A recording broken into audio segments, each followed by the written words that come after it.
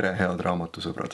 Ammu pole teile saanud aega midagi ette lugeda, aga nüüd on käes rahvusvaheline ettelugemise päev ja seoses selle päevaga tahan teile lugeda väikese lõigu ühest suurepärasest raamatust, mille pealkiri on Suur tuba ja autoriks Juta Kivimäe. See ammu elanud vanaema Malke oli olnud umbes niisama tark, nagu see lohe Hiina muinasjutus, kes oma sõbrapoisile alati kõige paremat nõu andis. Või siis saabastega kass või emand Holle Grimmi muinasjutus.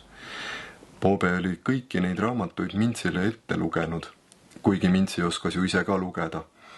Aga niimoodi Boobel süles istuda ja vaadata, kuidas prillid ta ninal vaikselt allapoole langevad ja Boobe väike kühmuline sõrm reavahesid mööda liigub koos muinasjutuga, see oli kõige parem asi, mida Mintsi oskas soovida. Ettelugemine on tõepoolest väga mõnus, ilus, rikastav viis teise inimesega koos olla.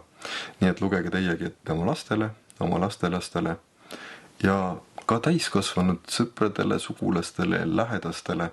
See loob mingi väga erilise sideme inimeste vahel. Tehke seda, proovige ära ja andke mulle teada, kuidas tundus.